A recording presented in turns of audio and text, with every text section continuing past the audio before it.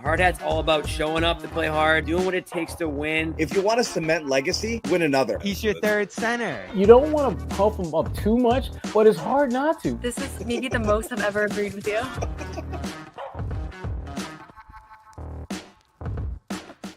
I can't keep running the music. I don't know how to do that. But this is a Hard Hat game. Sherrod Blakely, Jimmy Toscano here. John Zannis out sick, battling maybe the flu. We'll see. I'm not sure exactly, but I know that he is. I heard his voice, and as tough as it is to hear John's voice on a normal day, Sherrod, it was even tougher to hear it tonight. So he's sitting this one out. He did watch the game. I'm sure he has plenty of thoughts. It's me and Sherrod to start. We have Bobby at the game. We have Noah at the game. Hard Hat game, boys. We had the Celtics at the game. Hats, they showed up. Steel toe boots with a 112-105 win in Cleveland against the current number one seed Cleveland Cavs, a team that's kind of taken the NBA, or at least the Eastern Conference, by storm here the first half of the NBA season leading up to the All-Star break. And the Celtics, they needed a game like this, Sherrod. I think a lot of Celtics fans were tuning into this game with some cautious optimism after the last couple of games and being able to close it out. But again, against teams that they should have beaten. Yeah. And then going in on the road against a Cleveland team. And the Celtics have played very well on the road this year. It's the games at home that they haven't been able to get up for. On the road, they tend to zone in, show up. And that's kind of what we saw right off the bat in this game, Sherrod. Yeah. I mean, you look at the start of the game where no one could make at least. I mean, no one could make shots. I mean, Cleveland and both the Celtics and Cleveland, for that matter. I mean, they missed a lot of easy shots that they should have made. Both teams should have made, but when they weren't missing those shots, they were taking tightly contested shots at both ends of the floor. It really became, a defensive, slugfest early on. The only guy that could get buckets early on for the Celtics was Jaylen Brown, who scored their first 12 points. But this, I mean, never to be heard from again. You know what? This is I hate you. This is the kind of game that felt. You're not going to have playoff basketball in January, but this is pretty damn close. When you look at the way these teams battled each other, you look at the fact that both of them are trying to prove something to the other. Cleveland is trying to say, we are ready to take your crown. And the Celtics are like, hold my beer. Hold on a second. And this is the kind of game that you just like to see from them. Lots of guys stepping up, making big plays, both ends of the floor. I know at some point we're going to get into the Derek White show, but man, he was so good. I know. Again, if Sherrod's on the show, we're going to. We're talking about Derek White. We know we're talking about Derek White, especially after a night like he had a fourth quarter that he had. And the interesting thing about this game, Sherrod, at least the start of this game, was that both these teams felt like maybe they weren't ready for the 7:30 start with the national. Maybe they thought it was an 8 o'clock start. I don't know what it was, but it was ugly at first. I mean, both sides missing open shots, and I think that's why if you were the Celtics, you were still feeling okay about this because you were able to, with that second unit there late in that first quarter, you were able to expand that lead in a quarter that you still weren't hitting shots well. You were not hitting that 3-point shot, and the Cavs were even worse. I think they were 1 for 13 at one point in this game from three, and they're leading the league in 3-point percentage. I think around 40% or just under it. Unlike the Cavs, and again, give the Celtics some credit there, of course, for the way they played defensively, but both teams at the start of this were missing shots early on. But I got to give the Celtics credit. I got to give Tatum some credit too. And I know Jaylen Brown took on the brunt of the scoring in the first quarter, and they needed it because nobody else could hit anything, and that includes Tatum. But he came alive there in that second quarter, and then in that second half too. I mean, you had whether it was Tatum, whether it was Brown, whether it was Luke, who. I'll tell you what, if Sherrod's on the show, we talk White, and Bobby's going to be on the show later, and I'm sure we'll talk a little bit of Luke, but he's earning more and more minutes on this show, not just on the court, but on this show as well, Sherrod. He can't just be the third center punching bag anymore. The way he's contributing, the way he's kind of got that pick and roll down, cutting to the basket, throwing down. We're seeing Luke dunks more and more often. It's become the norm instead of the exception lately. And again, talk about production from the bigs tonight. Porzingis, if you look at the stat sheet, you're not going to see a game where he had it going at all offensively. Talk about people missing shots. He was one of them. And again, that's why it was good to have Cornette doing his thing. But I thought Porzingis was very active out there offensively, but especially defensively, being a present, drawing fouls. I thought he was going to get Strus, kicked out of the game at one point, because Strus was so frustrated with the way Porzingis was quote unquote flopping, if you want to call it that. But just very active and very, the energy. I think you could feel that Celtics energy tonight. And I think that was the main thing I could see when it was comparing the Celtics and the Cavs. Is the Cavs didn't seem to be able to kick it into that extra gear. The shots started to fall a little bit more for them in the second half, and they did go on their runs. And they made it very interesting actually in that fourth quarter at one point. But that's when your guy Derek White got hot. That's when Tatum found him a couple times. Al getting involved as well, and Celtics were able to stretch that league back out to about 13. Yeah, I mean, the big thing that they were, active and impactful. I mean, pretty much everyone the Celtics put on the floor in this game was able to put their imprint on the game, even if it was for just a 10, 15, 20, 30-second stretch there. Luke Cornette, he played 12 minutes, but the guy had a couple buckets, 3 assists, some rebounds, did a lot of good things in a very short amount of time. Sam Hauser didn't play a ton, but he knocked down a shot, got some rebounds. Pritchard knocked down a few shots as well. And Al, had a double-double in 25, 26 minutes. So they got lots of contributions from that bench in lots of different ways that they were able to put their imprint on the game.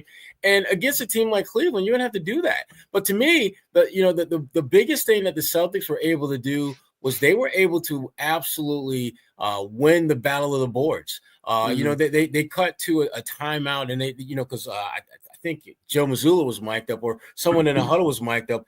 And, Mazzulla was talking about win the boards and we win the game. And he was right. He was saying that in the fourth quarter, and he was spot on. That is how you win the game if you're the Celtics against a team like Cleveland. Because if you take away their ability to dominate you on a glass, they become extremely beatable.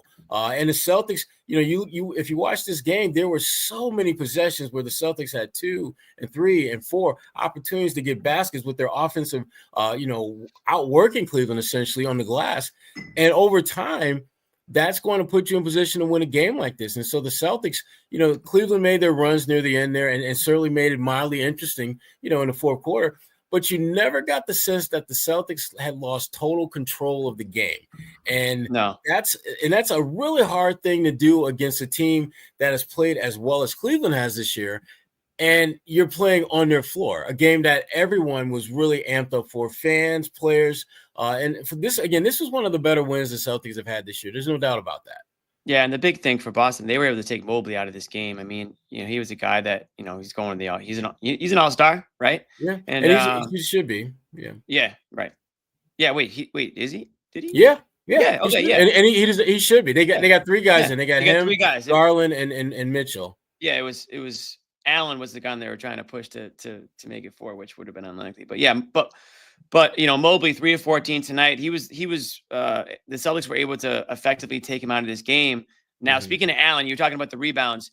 18 boards for Allen, but that's what he does. Yeah. I mean, that is what he does, right? I mean, that's how he makes his money in this league is just being an absolute force on the glass. And the Celtics, they don't have a guy like that. Porzingis is a presence. Cornette's going to do his thing, but they're not going to have a guy that's going to go out there and give you, 15 plus boards a night. You know what I mean? Yeah. And so that situation is going to happen. But for them to be able to limit the rest of the team and to keep those guys in check and not allow Cleveland to, I guess, bully you around or use their physical force around there. It was the Celtics that were getting the second chance opportunities. I don't have the numbers in front of me, but, the misses at the rim, they were able to grab those boards, second chance points, more opportunities, offensive rebounds late in the fourth quarter there too, to, kind of drain the clock a little bit more. That's the type of play that, when you talk about effort and you talk about, are they bored or, are they soft or are they this? That's what people are talking about when they ask those questions. They want to see that style of play from Boston a little bit more, that second effort energy there. And it goes without saying when they're working the ball around like they were at points tonight, And again, some of those shots just weren't falling, but they were good looks. And Yeah. you're okay with that. I'm okay with them missing open shots because Yeah. it's going to find its level at some point, and tonight it did.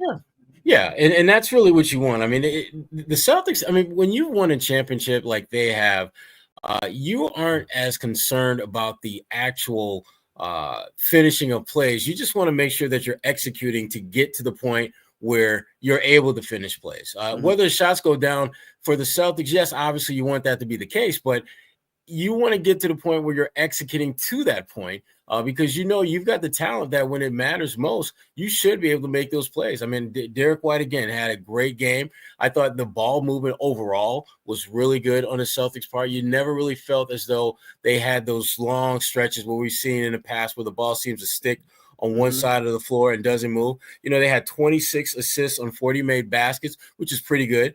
And again, they didn't shoot the ball particularly well, but again, you can live with not making shots if you're getting the shots you want.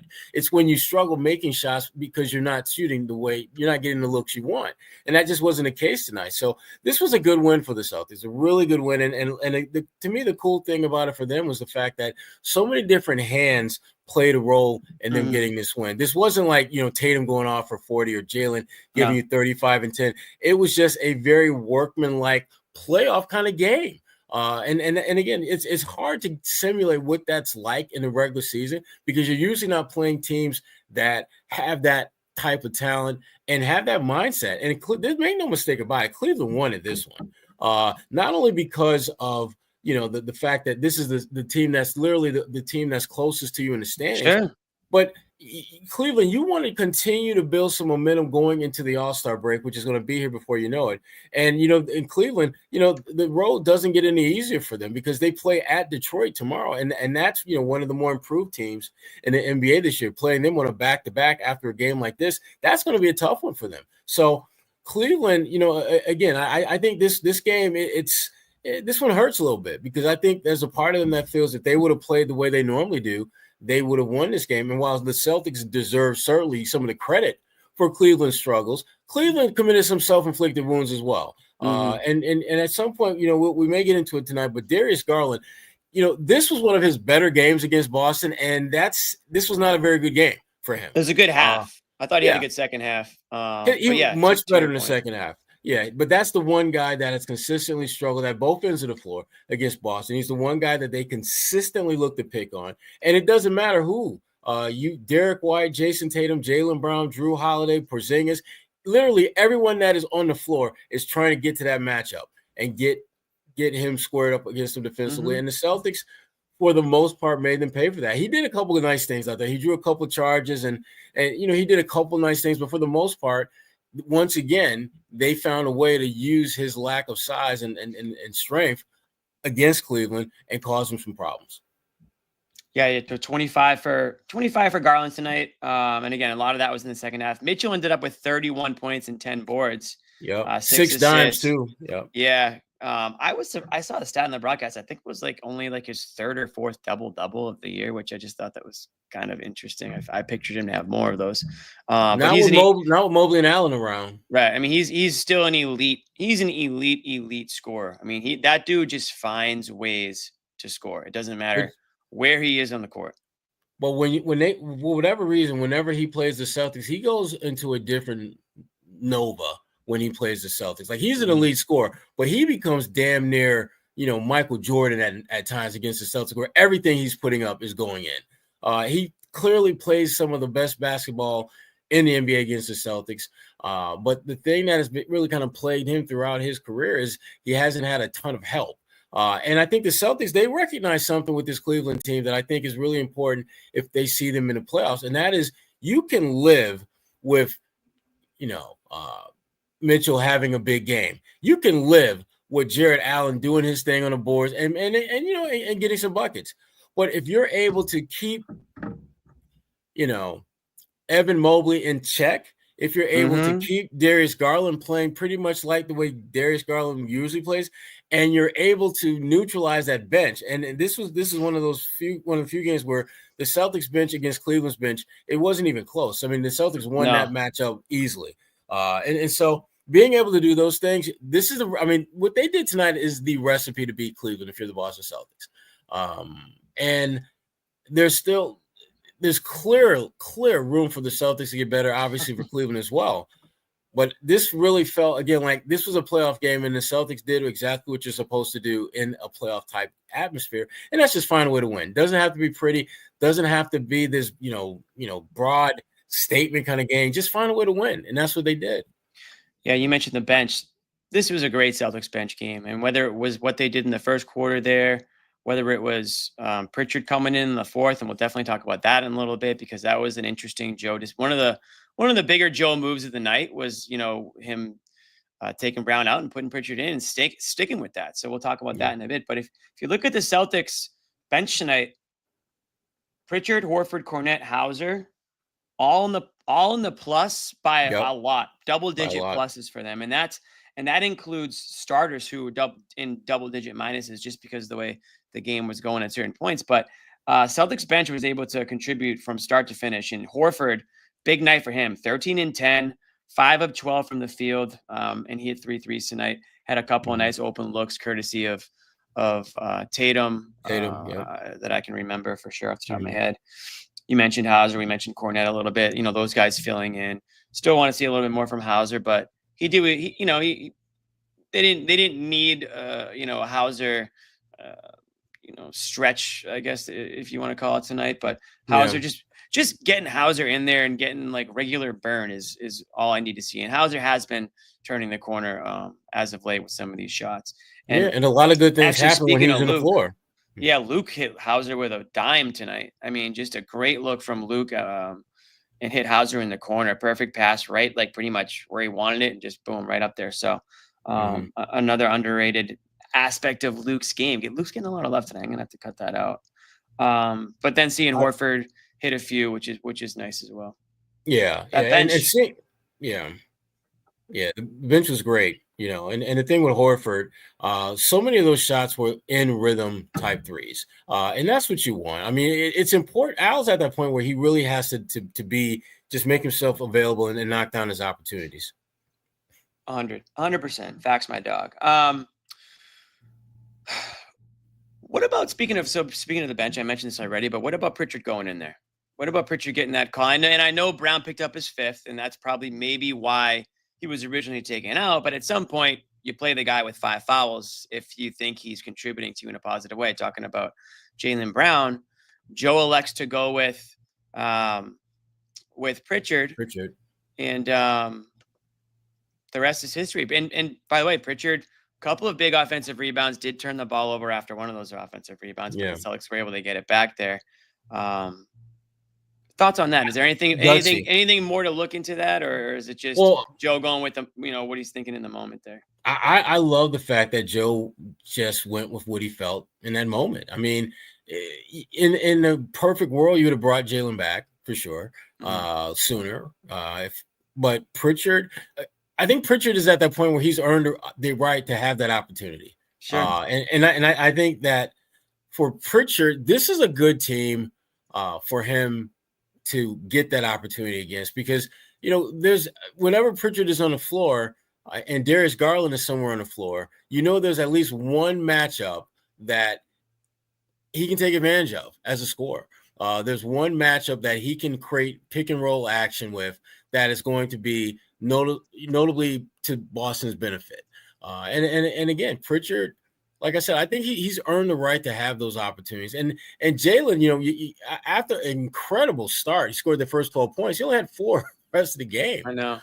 So yeah, he was off. He was definitely off. Yeah, and so for if you're Joe Mazzulla, I think that's a very calculated gamble you're taking, but it's one that makes a lot of sense. Guy gets you a dozen points right out the bat and gets you 4 afterward. And Pritchard, I thought, was more impactful throughout the game in terms of scoring the ball and getting others, set up for scores. So it made sense for Joe to go with Pritchard and to stick with him a little bit longer. But I love the fact that it really came down to Joe making an unconventional decision and sticking with it. So that was cool. What do you say we hear from Joe himself, Sherrod? Let's see what the head coach of the Boston Celtics had to say after this one here. Let's see. Yeah, at the start we had really good ball pressure. I thought they missed some shots. A 15-point quarter isn't normal for them, but I thought we did a good job. Just taking away some of the margins, some of the easy baskets that they were able to create because of the type of players that they have and the offense that they run. So we were able to take those away for some of the game, and I thought our guys defended well. Shoot. First quarter, I think you held them to 15. I know you mentioned some missed shots. Trying to figure this out. Live ball turnovers and some of the defensive activity. What do you feel like you guys did well there?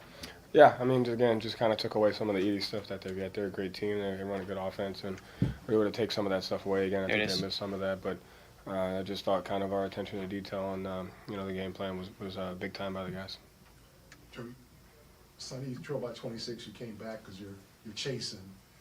What's the challenge of holding a lead throughout the entire? They never caught you, but they kept chasing. What's that challenge of holding a lead for 3.5 quarters?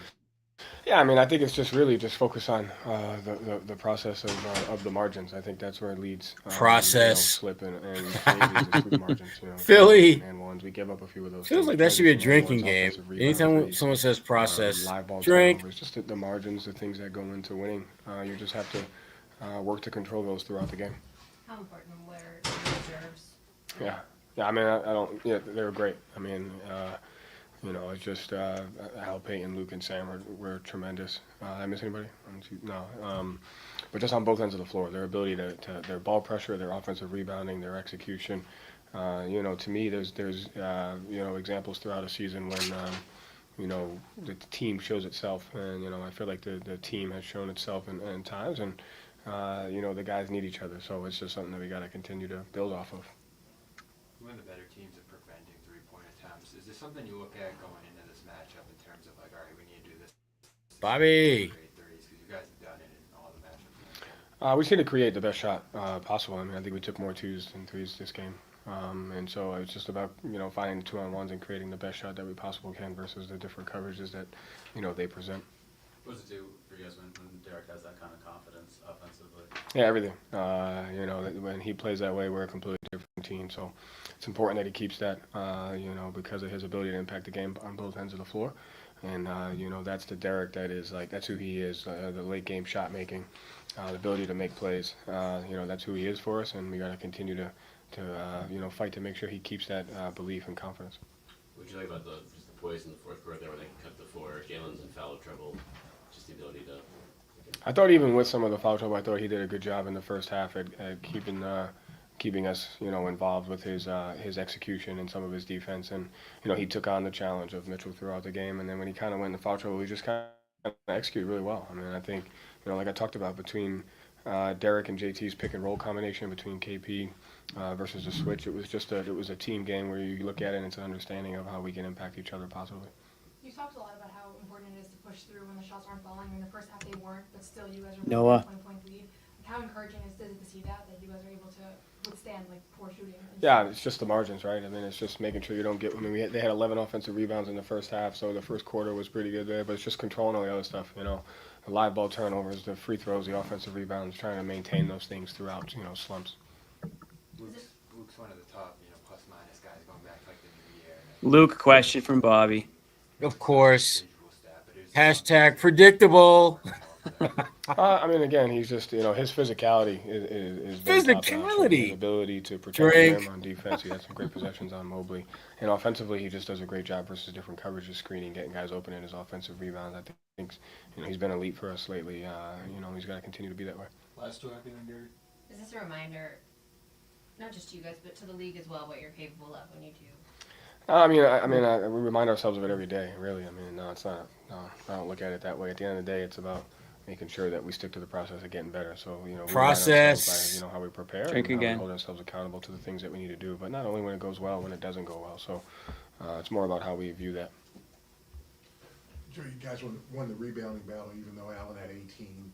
It just seemed like there was a lot of second efforts. Yeah, 18 rebounds. First efforts.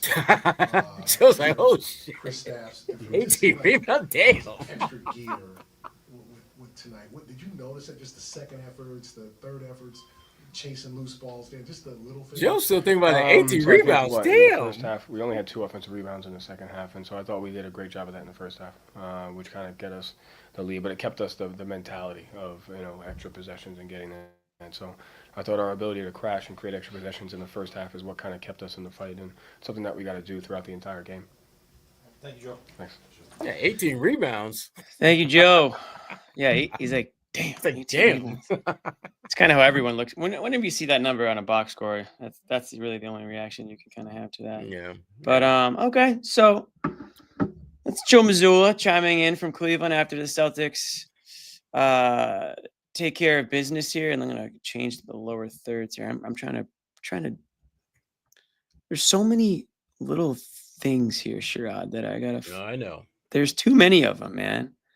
There's too many of them. Anyways, Celtics. Why do we still have? Here we go. Final Cavs. There's too many of them. Delete the ones that we don't need. There's just too many. Anyways, Joe Missoula chiming in from Cleveland after the 112-105 win. Touched on a number of things. Touched on Jalen there. Didn't have anything. Nothing to it. Thought No one Jalen asked him about executed Derek. well. They Did I did. miss that? Yeah, somebody did ask him about Derek, and he talked about how important it was just to make sure Derek's feeling good and confident and keep it going. But I was actually going going to to talking about. Okay. Yeah, I was going to actually bring that up, Sherrod, because we haven't really mentioned Derek White yet. And I would say it's pretty safe to say Derek White's kind of like the X factor of this team. And that's because he's not the number 1 or the number 2. And there, depending on how Porzingis is playing, you might not even say he's the number 3. But there are games where he could be any of those numbers, right? There are games where all of a sudden Derek White cannot miss. Or there are quarters where like Derek White cannot miss. And one of those quarters was tonight in the fourth quarter, where he just got hot, and credit to the rest of the team for realizing it, finding him. And when he's in that like confident Derek White zone, there might not be a better shooter in the NBA, Sherrod.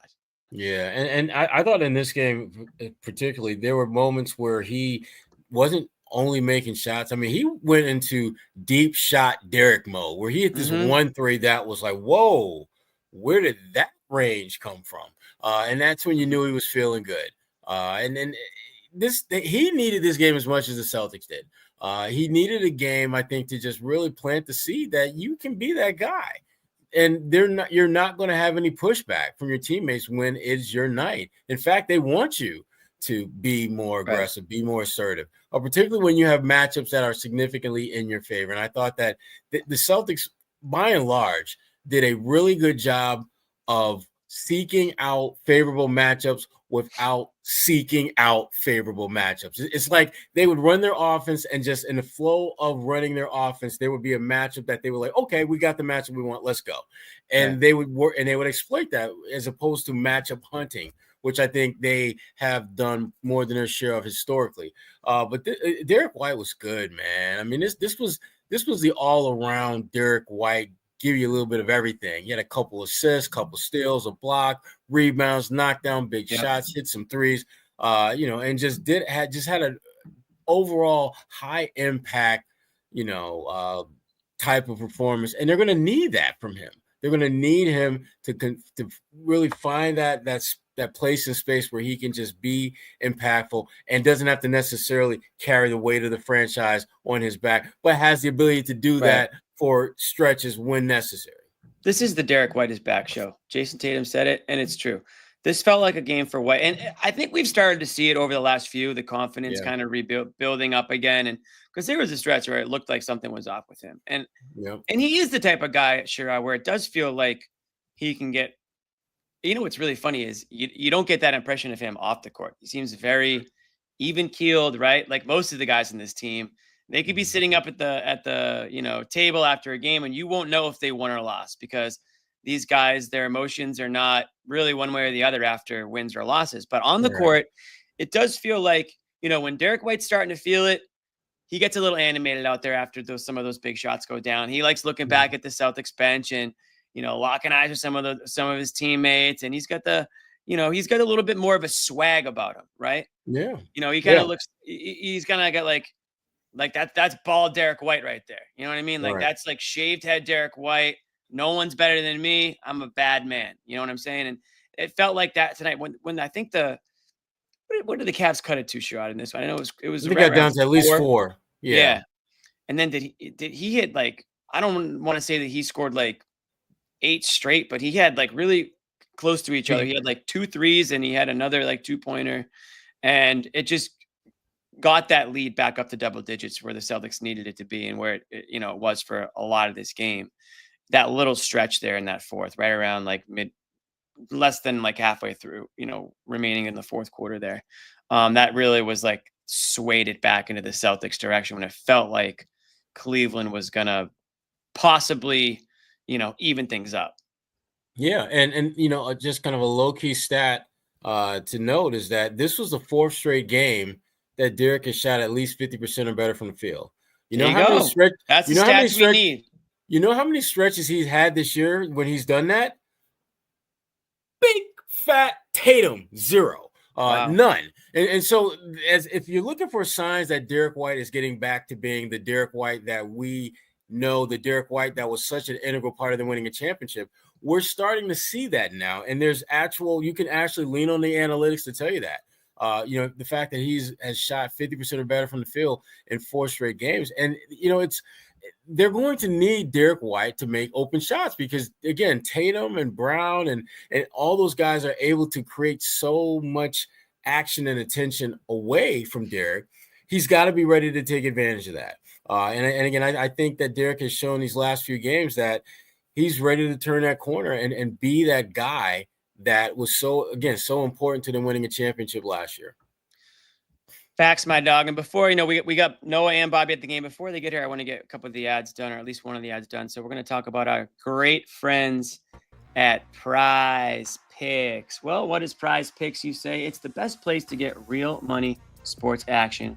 With over 10 million members and billions of dollars in awarded winnings, Prize Picks has made daily fantasy sports accessible to all. You just pick more or less on at least 2 players for a shot to win up to not 100, but 1,000 times your cash, Sherrod. Run your game all season long on Prize Picks. I know a lot of people have Prize Picks going during these basketball games, Sherrod, but it's just a good way to keep it a little bit extra interesting. Not that Celtics fans need an extra reason to watch the Celtics, but maybe there's another game on after and you want to tie the games together. But there's another game coming up, Sherrod. I know you have it circled. I don't know if you're going to fly out there for it, but we got the big game. It's almost here. And it's now or never. Don't miss out on the last football game of the season with Prize Picks, the best place to win cash while watching the big game. Prize Picks is also giving away a free pick for the big game. Here you go, everybody. Where one of the starting quarterbacks will only need to throw 1 yard to win. And there it is right there. Patrick Mahomes. 0.5 passing yards, guys. I think he can do more than that. And no one's rooting against Mahomes more than I am. Well, I'm sure there are some people. I think there are quite a few. Yeah, maybe you are. Yeah. But here's even I could admit that this is an easy one. That more than 0.5 pass yards. All right, so he's got to throw for a yard. If you're correct on at least one more stat projection, you can win real cash. Check out the promo tab to tail any of their super sweet Millie winners, big game lineups. If you tail a lineup that goes 3 for 3, you can win a split of $1 million in promo funds. So download the app today. Use the code CLNS to get $50 instantly after you play your first $5 lineup. Again, download the app today. Use the code CLNS to get $50 instantly after you play your first $5 lineup. Prize Picks, run your game, Sherrod. Yes. Okay, so Celtics with a 112-105 win. Was this a bigger game for the Celtics or for the Cavs? Or was it equal, or does it not matter? I think it's equal because I think both teams had Who's it affect more? Well, I think it affects Cleveland more because Cleveland, they're trying to basically – they are. They're trying to be the Celtics replacement. And the Celtics just beat you at home, and now you got to go on the road against a scrappy Detroit team tomorrow. You could easily wind up losing that game. And if the Celtics, come back and win their game on Thursday, next thing you know, you're looking at a 3.5 game lead in the East that could potentially get even smaller before we get to the break. So I think Cleveland is certainly, this was a game that they really, I think, felt they needed to win, more so than the Celtics.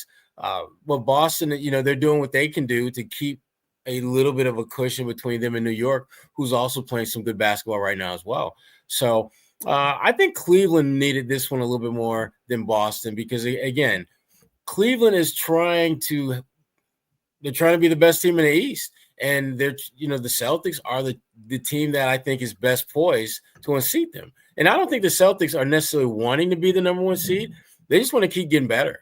Because they know what this road looks like to get to the finals. And they know that a big part of them getting there is gradually building up to playing your best basketball so that when you get to the end of the road, get to May or April and all that, you'll be playing great basketball. And it doesn't matter what your seeding is because you can win home or on the road. I'm taking a look here. I'm trying to get back to, okay, so the Celtics lost to the Cavs 115-111. That was back in December 1st. But then the Celtics beat them a few weeks before that, 121-17. So they get the 2-1 series lead. Just trying to figure out, when I say who's the defect more, are the Cavs, should the Cavs be worried about the Celtics now? If you're the Cavs, you're the 1 seed. You've been kind of rolling through the season. You've now lost twice to Boston. They're the team that you're most likely going to see at some point in the playoffs, assuming these two teams can get past the first couple of rounds and meet in the Eastern Conference Finals. As it stands right now, that's what I think most people would expect to happen.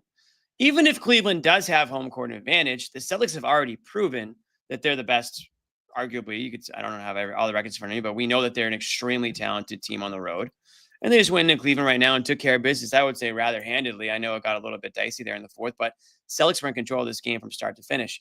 And I want to say thanks to our friend John here, who writes, "Let's go, fellas. Huge W. Never let the lead go. Big for momentum going forward. Usually can't listen live because I work early, but tonight it's worth it." We appreciate it, John, and everybody else who's watching us tonight. This was definitely, again, this is a game that Celtics fans are fired up for. Getting a couple texts from some friends. My dad checked in, says the Celtics of old tonight. I feel like a lot of Celtics fans are feeling a lot better about this Celtics team tonight than they were 2 nights ago, 4 nights ago, a week ago. And if you're a Cavs fan, I wonder if there's a little bit of a pause here. Well, wait a second, we're the number 1 seed in the East, but we've lost twice to the defending champions. And this is a team that we know we have to get past. And our bench kind of stunk tonight. And maybe there's some weak links there. And once again, Mobley was kind of out of it. And he's been a guy that, talking about X factors for the Celtics, he's the Cavs X factor, right? I mean, if Mobley's not doing his thing, then there's just not enough talent on that roster to get past a team like Boston.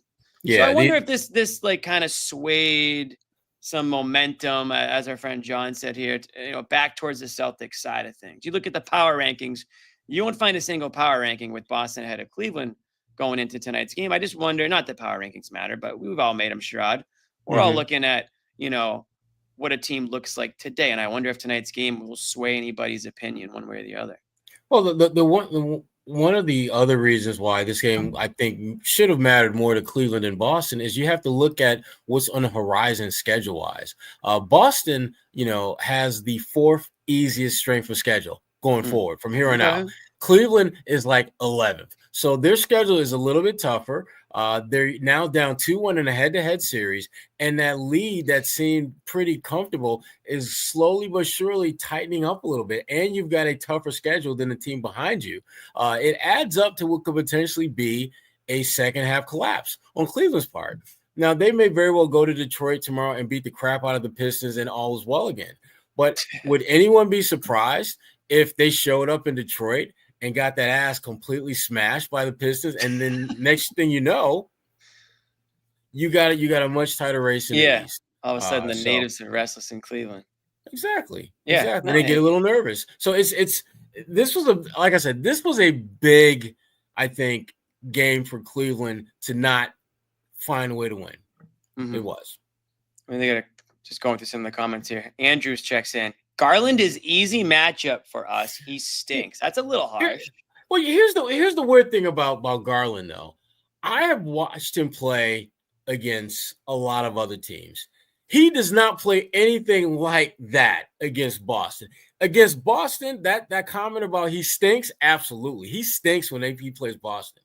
He consistently plays. Is that like something Boston crap. does, or is it the fact that they've? I mean, listen, Boston has an unbelievable defensive backcourt, so that's got to be part of What? it. I would say is part of it, but to be candid with you, Jimmy, I think it is more. It has more to do with the fact that Garland has allowed the Boston Celtics, no matter who's over there, to live rent free in his head.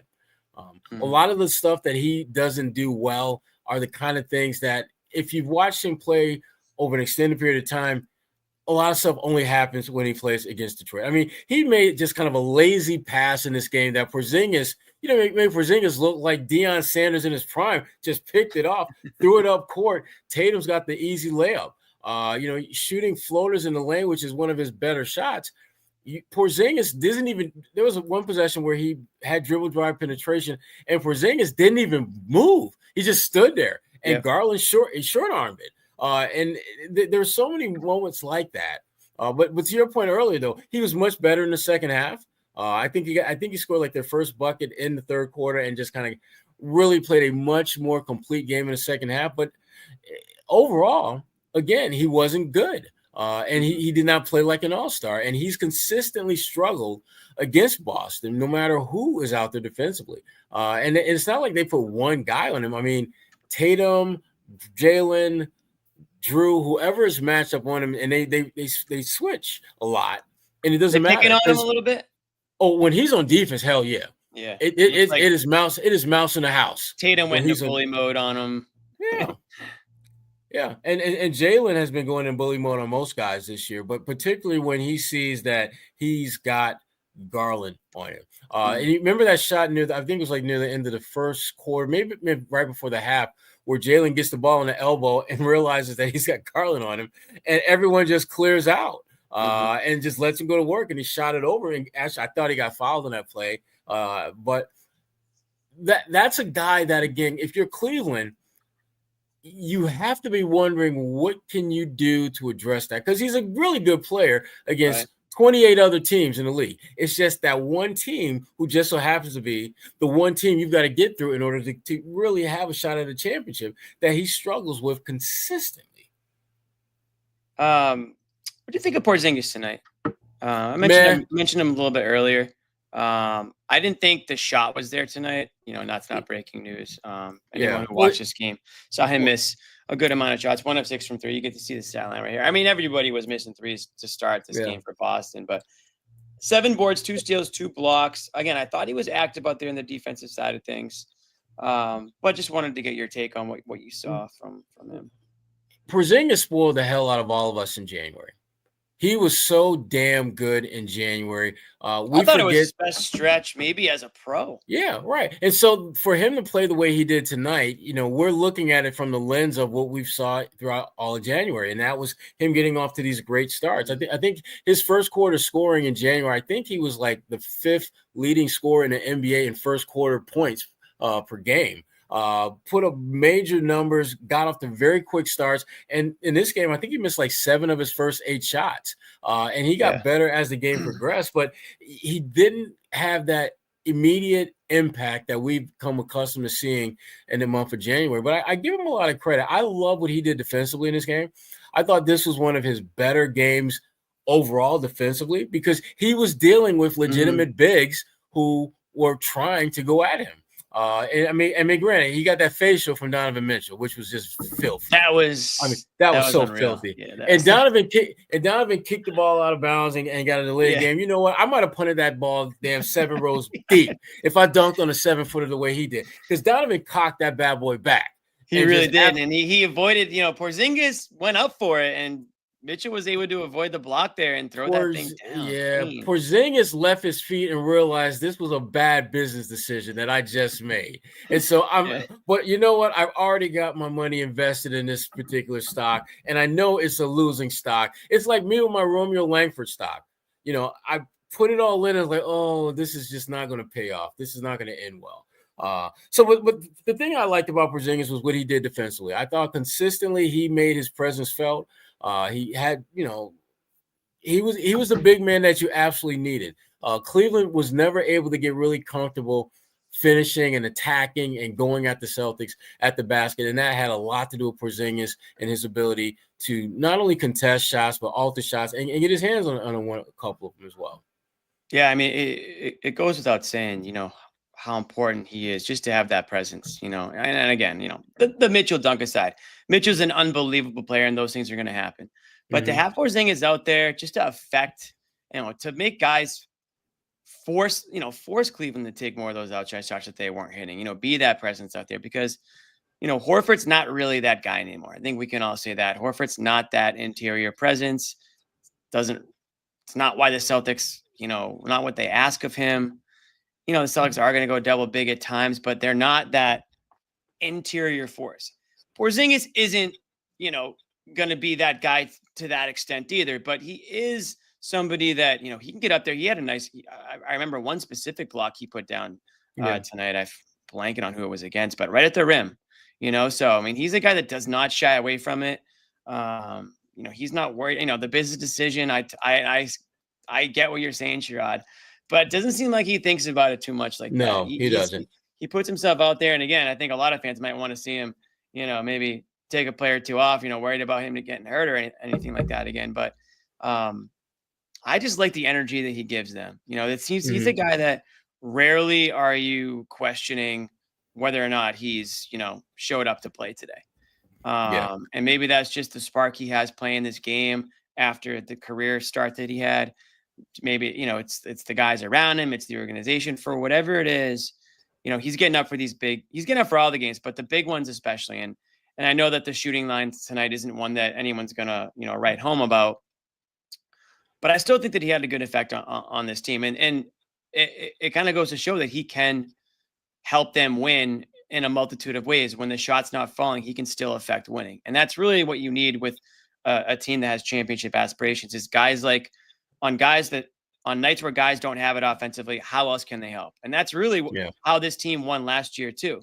Because there were nights where not everybody had it, but they won playing defense. They won in transition. They won, moving the ball around, ball movement. They found ways to make it happen, and that's why they had, basically a historic run to the finals there. And so that's why I think this game has a lot of Celtics fans feeling like, this reminded me a little bit of last year, not because of the 3-pointers. Because the 3-pointers weren't really falling tonight. We have the line right here. Celtics shot just 35.5% from 3 tonight.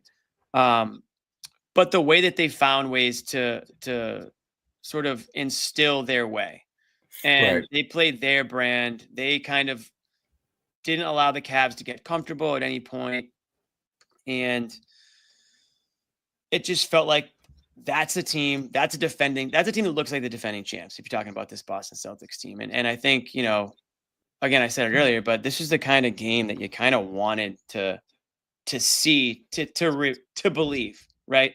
Seeing is believing. And I think there's, whether you go all the way back to December, it's been so Jekyll and Hyde with these guys where, okay, can they string together a few good wins here? Can they close out at the end of games, which they did the last couple? And then tonight, can they go into, another arena, a playoff team, not, some team that has no business being in the playoffs, like, whether it's the Pelicans or the Sixers, but a team like Cleveland, who a lot of people have at the top of their, power rankings, can they go in there and say, hey, we're still here. And by the way, don't forget us. And I think they did that tonight. They did. And the thing about Porzingis is that, we know he has spent most of his career as a guy that you respect because of his 3-point shooting, but he's showing a level of defense that I don't think we really saw, and I don't think most fans appreciate. Al Horford is great at guarding his yard. Like if you put a guy out there and you're trying to get that guy to score over Al Horford, Al is really good. He's really good at making sure that guys who want to score directly on him. Yeah. Team high plus 19 for our guy, Big Al tonight. He was great. But Al doesn't have the length and doesn't cover as much ground as Porzingis does. Porzingis has the ability to not only defend his position, but also help out defensively. He's much better at covering ground and being, just his presence deterring teams from looking to score, whereas Al is very good at guarding his man and can help guard yours, but Al is not the kind of deterrent for teams that Porzingis is. And we're seeing more and more of that.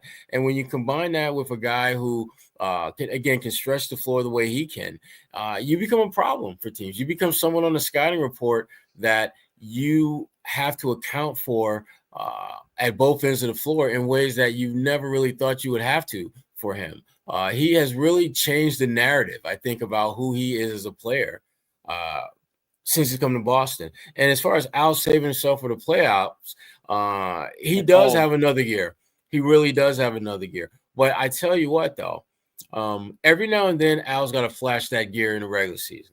Every now and then he's got to reach into his bag and pull out 2017 Al Horford. Just to remind folks that dude, that was a bad man that could go out and get you a double-double in 25 minutes. I don't know what he did tonight. Mm-hmm. He's got to do that from time to time. You don't need it from every night. And again, the way the Celtics are kind of building this thing up towards as we get closer to the playoffs, they're doing it the right way. They're doing it the right way with lots of different guys stepping in. I'm still concerned about their offensive punch at the wing position off the bench. Mm-hmm. And they've only got a couple of days before the trade deadline comes and goes before they could potentially address that. But if they have to go to battle with the group that they got now and they don't make any changes, they're going to feel pretty good about their chances of coming out on top. And games like this remind everyone as to why they feel that way. We're going to check in with our friends at Game Time. This episode is also powered by Game Time, the best place to get tickets to the games, events, and concerts you want to see. Take the guesswork out of buying tickets with Game Time. Game Time is filled with terrific features like all-in pricing, so you know exactly how much you're paying. No surprise fees at checkout. You also get panoramic views from your seats in the app, so you know exactly what you'll be looking at before you buy. Plus a lowest price guarantee, or Game Time will credit you 110% of the difference. Download the Game Time app, create an account, and use code CLNS for $20 off your first purchase. Terms to apply. Once again, download that Game Time app, create an account, use code CLNS for $20 off your first purchase. Terms to apply. What time is it? It's Game Time. It is Game Time. And if you are thinking about going to check out the Dallas Mavericks on Thursday, no longer the Luka-led Dallas Mavericks, but old friend Kyrie Irving coming back to town. It's still a hot ticket. Anthony Davis, I don't know if he'll be in street clothes or if he'll be in a jersey. He's been banged up. He's not playing tonight, but still plenty of reasons to check out Celtics and Mavericks. Yeah. If not to just heckle the Mavericks for kind of fumbling the whole thing here. Right now, it looks like you can get in for $91, which is pretty nice for a Celtics game. A Thursday night, fun one. And then Sherrod, before we get off Game Time, we gotta check in with the Super Bowl here. Let's see what. Yeah, let's see what the Super Bowl. It's still a little pricey, Jimmy. I was on Game Time yesterday looking at it. Are you? Yeah, it's about 5 G's. It's about 5. Or just actually, 5 Gs. You can get a ticket for as little as $2,900, which is not bad. I mean, it's not bad. Yeah, I'm seeing 3,900 right now. No, you can get in for $2,900, I think. Okay. I think. But if you do, make sure to check out Game Time if you're thinking about going to that one. Obviously, Game Time is the place to be. Download the Game Time app, create an account, use the code CLNS for $20 off your first purchase. Terms apply. I think I see Bobby poking his head out. Bobby, thumbs up if you can see us. Give me a thumbs up, Bobby. He can see us. He's ready. Thumbs up if he's ready. Before I get him on, let me change back to, this is going to take me 45 minutes here. No, here we go. Nope, that's not it. That's Jaylen Brown. I was going to say, I thought you were going to put up a lemon square. We don't want to talk about him. Or you know what? Well, we don't even have it. Damn, I was gonna say if we had Cornette, but we don't. Let's bring Bobby onto the stage. Give it up for Bobby, everybody. Bobby Manning from Cleveland. Let me see if I can get the. I don't even know. Here we go. Bobby is There we go. definitely dressed for being in Cleveland. He's definitely just for being in Cleveland, dude. Yeah. Yeah. It is frigid. Did you roll up the hat, or does it come like that? You rolled it up. Yeah, I rolled it up. All right, I like that look on you, Bobby. I like that. Bobby, the chat's happy tonight. We have a happy chat. I think there's a lot of happy Celtics fans. Boston goes into Cleveland on the road. They grab a lead early on, and they don't let go of it. Kind of a start to finish type win for them here tonight. What stood out to you in this one, and then we'll get into what some of the guys had to say after the game. Yeah, I thought they set a good tone in that first quarter. Cavs missed shots, they missed shots, but anytime you give up 15 in a quarter, that's amazing. And I think that defense carried over from what we saw in Philadelphia there, along with the effort. Just a strong effort, even if shots didn't fall, even if they had lapses in this game. It wasn't an intensity issue. And, Porzingis was just saying that, you're going to get up for a game like this against the 1 seed and, one of the top competitors, in the league that you have this year. And, I thought the Cavs brought it too. They kept poking throughout. They kept, grinding their way back. They made it very close late. There were a couple moments, especially late in the fourth, where you're like, ooh, could this swing the other way? And that's what happened last time in this building. Mitchell went crazy down the stretch and just flipped the game. So I was moderately impressed with what we saw from them here today. Again, not a stupendous effort, but I thought Jalen carried them early while the offense was dead. No, I mean, they had some lapses. They let the Cavs back into it at points. The offense wasn't super crisp, even if it might have just been missing shots. Got a little stagnant there in the third, maybe. Yeah, and then, White was tough on himself for the couple free throw misses there that started the last rally. So, again, all you need to do in this game was win. And get that extra game in the standings. The guys weren't making a big deal about the 1 seed, just like a couple years ago. So we'll see how that goes. They're probably in position to catch the Cavs if they can go on a run here. And they're on a little bit of a run now. The health's good.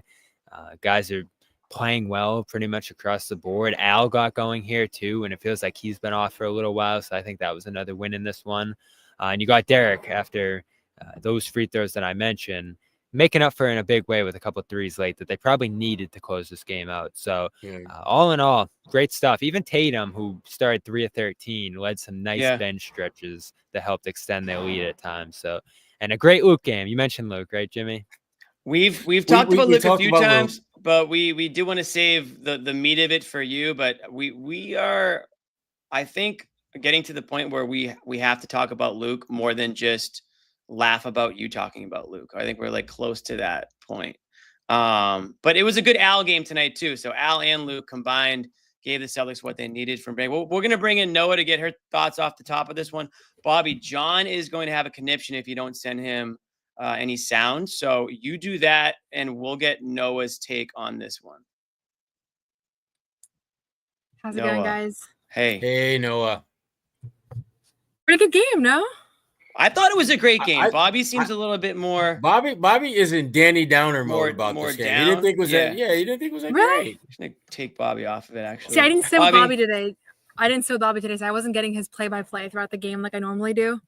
I thought it was a great win. I mean, to me, the biggest thing, and I asked about it a little, but I didn't really get anything interesting. But they were shooting poorly. They were shooting like 33% the whole first half, and they were up by 20. Like, we have not seen that this year at all. Yeah. And obviously the answer is really obvious, right? Like, their defense was good, but they were grabbing offensive rebounds. They just weren't giving up.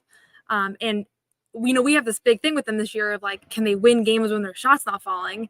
And tonight they did that against the team that's been the most consistent in the league. So it has to be considered a good win. I called it an ugly win when I was tweeting later, and people got mad at that. And then Tatum called it a nasty win. So I felt pretty vindicated that he used the word nasty. I was getting heat for calling it ugly, but it definitely was. I like nasty. Yeah, I like nasty, nasty. ugly, whatever it is, it's a good thing. It's, you can have the pretty, you made 11 threes in a row games, and you're going to have those, but they need to be able to figure out ways to win when they're not falling. And tonight they did that. And again, this Cavs team is super impressive. I've watched a lot of them over the last few months, just trying to figure out like why they're winning so many games, and they don't give up. I knew when it was a 20-point game, I knew they were going to come back. And the Celtics never let it, they never overreacted to the run. I think they were able to stay kind of composed, and different guys contributed in different ways. Yeah. Well, I mean, listen. No, I was just going to say, Jimmy, really quick. I mean, this is what I meant when I was talking about this was a very much like a playoff type of game. Yeah. When the playoffs, you don't give a damn whether you shoot 15% from the field. The only question that you want to answer affirmatively is, did we win the game? It doesn't matter how you do it. And I think against a team like Cleveland, the way that they are playing and the way that you're playing, these two teams are on a crash collision to meet in the Eastern Conference Finals. And when they meet there, it's not going to, neither team is going to care about how they shoot or, what the analytics say about their defensive rating in the fourth quarter or any of that other stuff. It's about, can we find a way to win? And I thought the Celtics did all those gritty, grimy type things to win. Darius Garland had 25 points, but he made some pretty boneheaded mistakes, bad passes, bad decisions, and was picked on a lot. They were able to really make Mobley a non-factor. And I think that's, there's so many things that the Celtics did in this game. I think that when you look at these two playing in the playoffs, you're going to want to do a lot of the same things you did tonight if you're Boston. You want to limit what Mobley can do. You don't mind Jared Allen going crazy on the boards because, even when he does that, you're still going to have a very good chance of winning. Now, if Mobley goes crazy scoring or rebounding, that's a problem. That's a major, major problem. So this was a good win. And your bench, as we talked about earlier, your bench did a lot of good things. There was a lot of good stuff that came out of this game if you're the Boston Celtics. And Noah, you mentioned it. Of course the Cavs were going to make some level of a comeback. I mean, first of all, it's the NBA. Second of all, they're not going to continue to shoot at the rate they were shooting. What was it? 1 for 13 to start from 3. And I mean, overall, they still ended up shooting well below, I think, what, you're expected to see from them.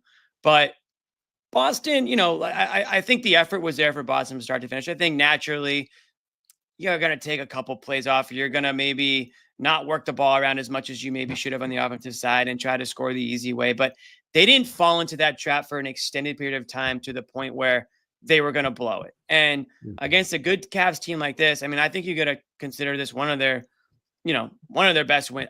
I care more about this win than I do the comeback win against Philly. Because I still like the comeback win. Of course. I mean, it's always great to come back, but yeah, to me, against an opponent like Cleveland, who is a playoff team, a legitimate team that you were able to go up ahead on to start this game and keep that lead, that says more about this team to me. And I think that matters a lot more than playing 3 quarters of shit basketball, pardon my French, and then deciding to, turn on the Jets and striking, lightning striking and hitting every single shot that you take. That's great that you can do that. I don't know if you can rely on that because when the playoffs come around, the opponents get a lot better. The defense tightens up and you're not going to shoot, 10 for 10 from 3 practically, it basically felt like, and make a comeback of that size. Yeah, the 76ers, I rewatched that. Go ahead, Bobby. I was going to say, I'm not unimpressed by the win here. To me, it's about, all right, what's this going to look like later if these two teams match up here? And it was interesting, through 3 games, you didn't get to pull a ton from this. The first game, the Cavs were missing all their forwards. The second game, Celtics were missing Brown and White in that game that they lost. And then in this one, this is probably about as close to what I think it would look like. Ugly. Yeah. I think you're right, Sherrod. You take a win because that's what it's going to be like come playoff time. And that's what that series was last year. They weren't the prettiest games that these two teams played here. But I still wonder, as marginal as they seem, Isaac Okoro, Dean Wade, those are the 2 biggest perimeter defenders that they were missing here in this one. And I do think those guys matter. Not to discount the Celtics win because those guys were out. But again, what is this going to look like come playoff time? I think tonight's a pretty good indicator of this is going to be really, really tough, but you're probably going to beat this team. And the biggest thing is you can get threes off against them, Jimmy. I know Matt Moore was tweeting that out during the game, that this Cavs team stops everybody from shooting threes except the Celtics.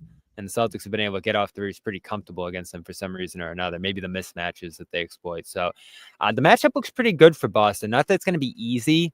And, depending on health on either side, it could swing it. But I think at full health, what you could glean from what we saw here tonight is that the Celtics have a slight edge on this team.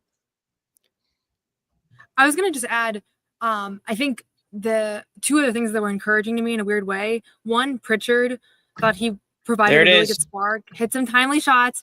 And then I actually really liked and I didn't ask Joe about this because I already played the whole interaction in my head. I knew how it was going to go.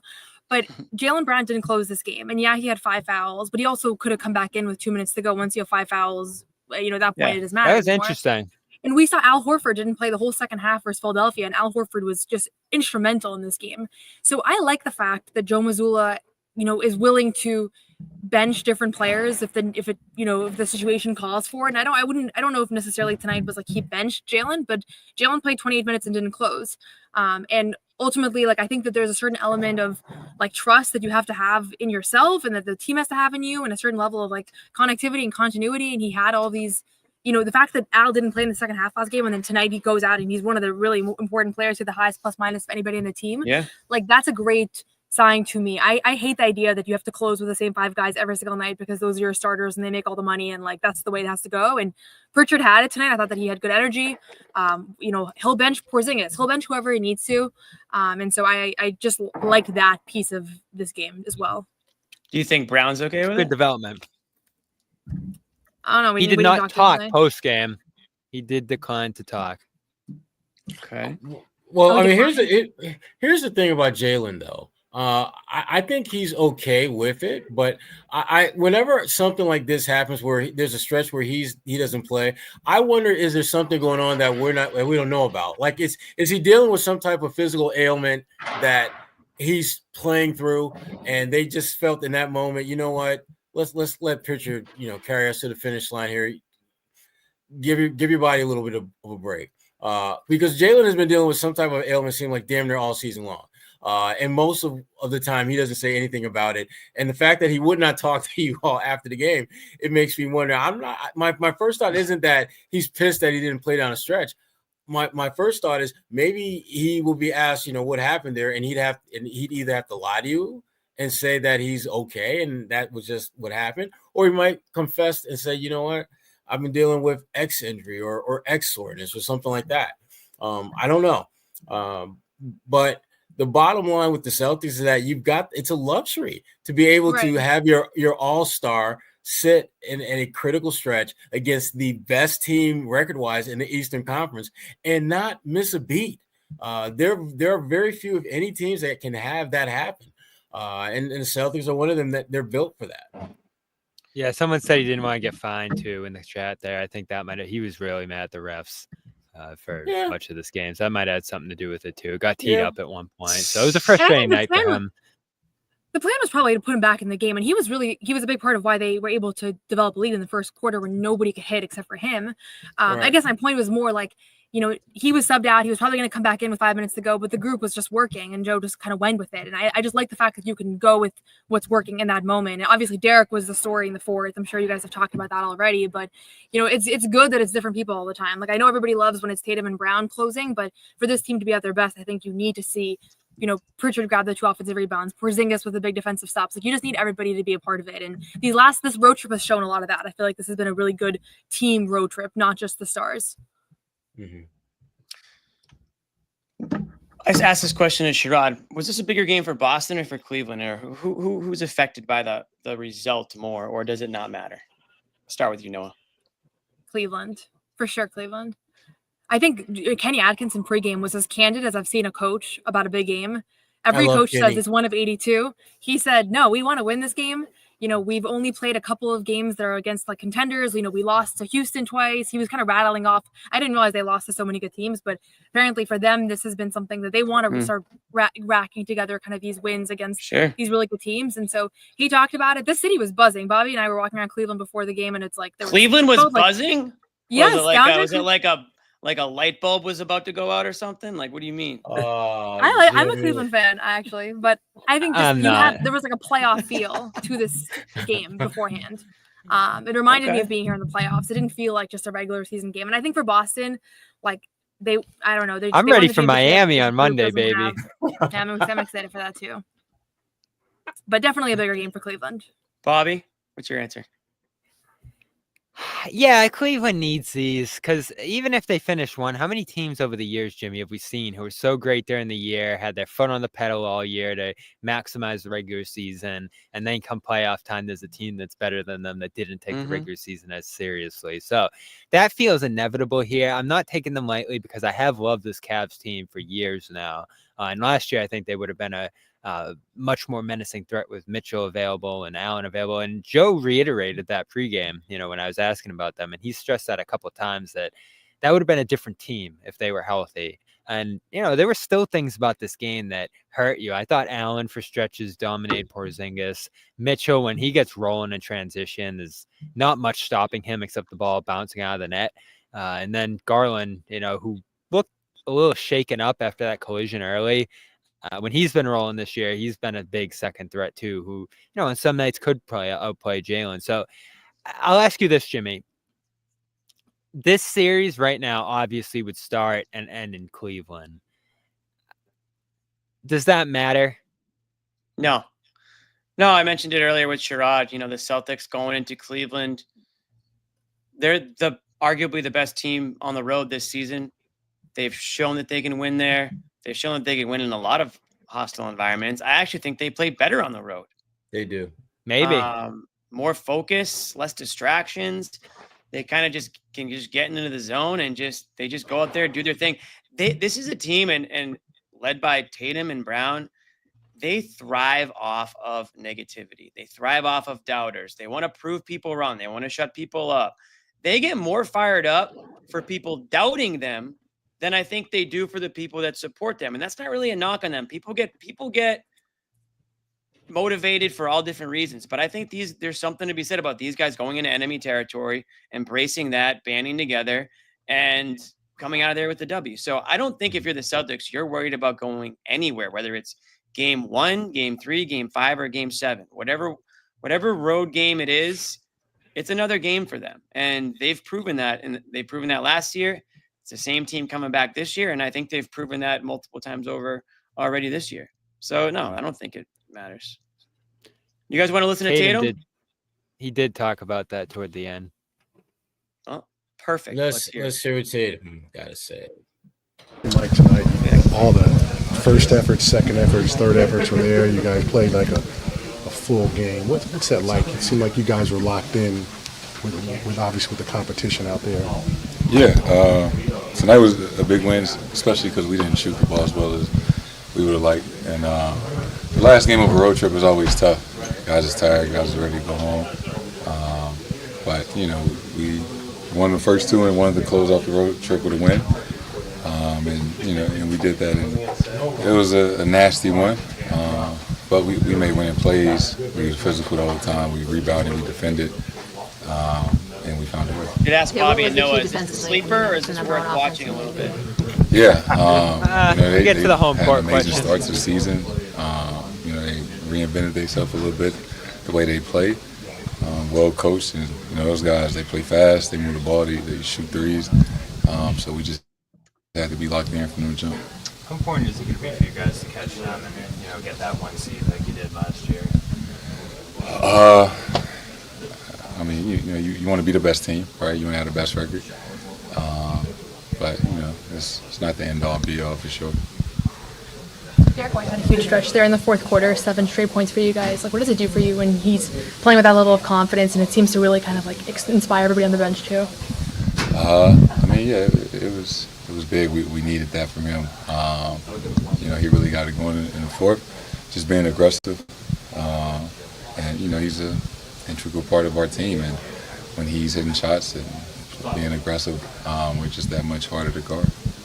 When Mitchell's starting to hit shots and you kind of feel them, the momentum shifting, what's that like to try to grab it from him and not with maybe scoring, but like rebound, a turnover, just the little things?